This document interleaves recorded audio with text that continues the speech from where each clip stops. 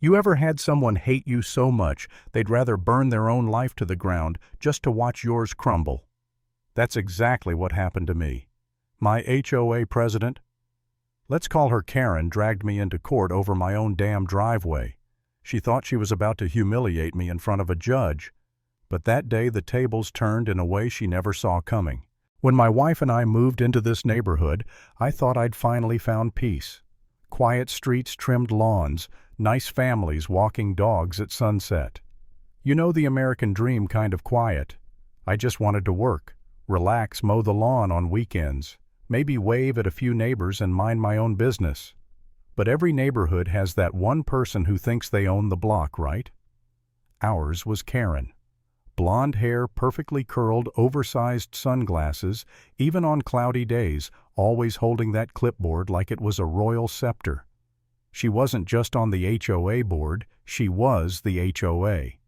And if you didn't obey her rules, she'd make your life a living hell. It started small, the way these things always do.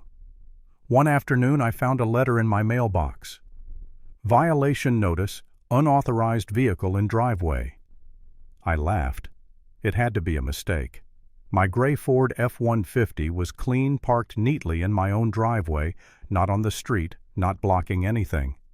But a week later, another letter came, then another. Each one more aggressive, talking about fines, penalties, even property liens. I thought, this can't be real.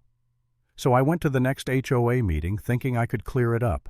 That was the day I realized I'd walked into a lion's den. Karen sat at the head of the table, glasses perched on her nose, that polite smile that always hides poison behind it. I explained my situation, calmly told her it was my personal vehicle, not commercial, perfectly within the rules.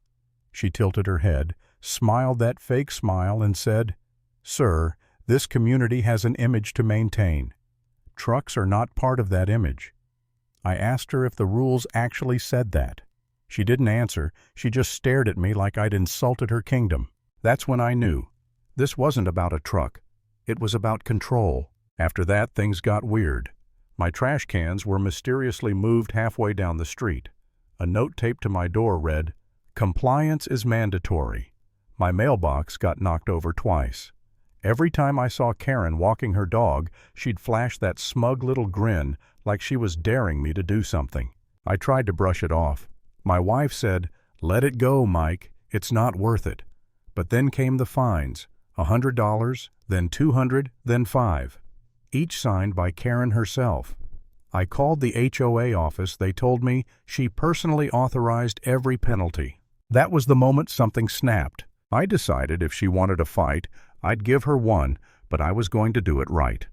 I got a copy of the HOA rulebook, spent nights reading every page, every clause, every comma. And guess what? Nowhere did it say anything about trucks in driveways. The only mention was that commercial vehicles weren't allowed overnight. My truck wasn't commercial.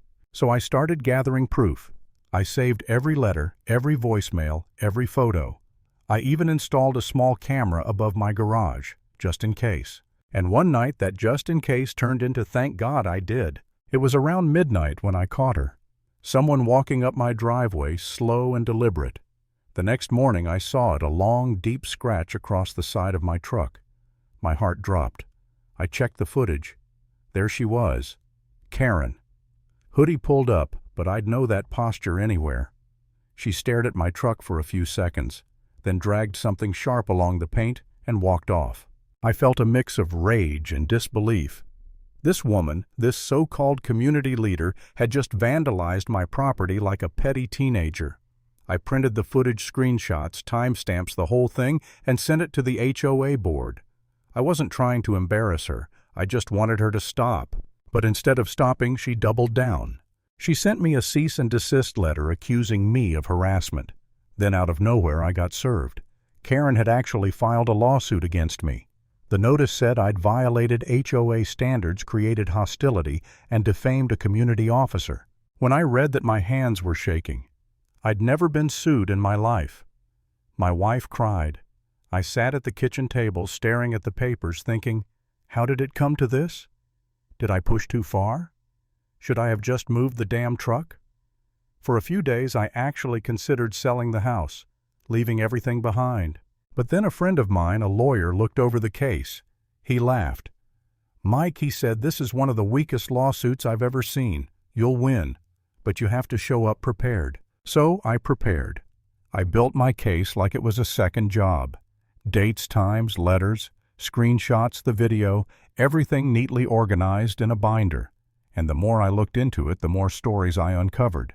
Turns out I wasn't her only victim. One neighbor got fined for leaving a basketball hoop in his driveway, another for kids' bikes on the porch, an old couple for painting their door the wrong shade of beige.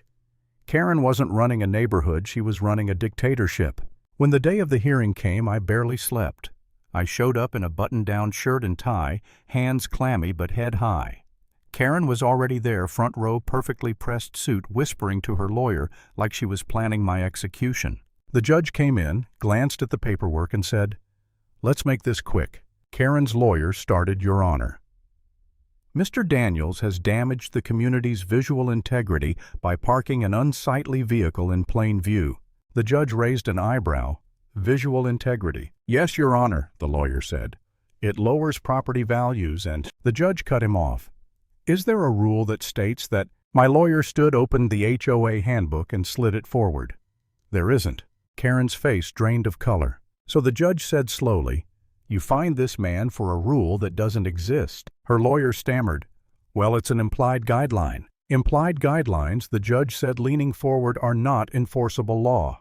I bit my lip so I wouldn't smile. Then Karen stood up, voice shaking but still trying to sound confident. "Your Honor, Mr. Daniels has harassed me. He accused me of vandalism, false, slanderous claims." The judge nodded. "Do you have evidence?" I looked at my lawyer and he smiled.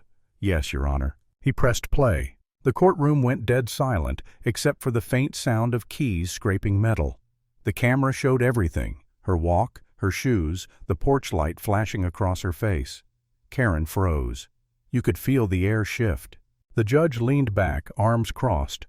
"Miss Walker, is there any reason you were on his property that night?" Karen stuttered. I was checking for compliance violations. At midnight with a key." You could hear people snicker. Even the bailiff cracked a smile. The judge wasn't laughing. "Miss Walker, this isn't how an HOA enforces policy. This is vandalism and harassment." He turned to me.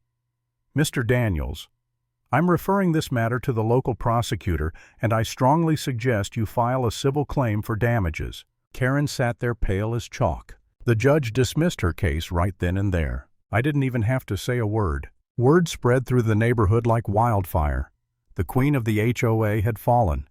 Neighbors who'd avoided me for months started showing up at my door, some with cookies, some just to say thank you.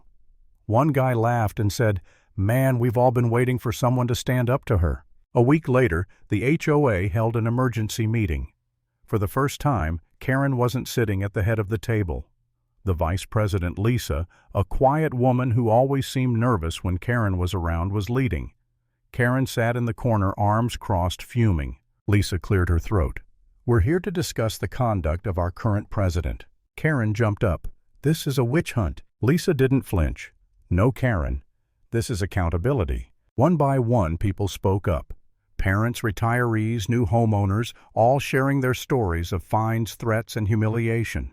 You could see Karen's face crumble bit by bit as her empire fell apart in real time. Finally, Lisa called the vote. All in favor of removing Karen Walker from the HOA board. Every single hand went up. Even her closest ally hesitated, then slowly raised hers too. Karen grabbed her purse, stormed out, and slammed the door so hard a picture fell off the wall. And just like that, it was over. No applause, no celebration, just silence, like the air had finally cleared after a storm. I drove home that night, parked my truck in the driveway, and sat there for a long time.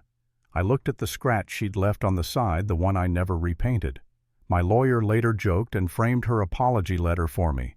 It hangs in my garage right above that same scratch. Every morning when I sip my coffee and see that mark, I remember what it took to earn the right to just be left alone.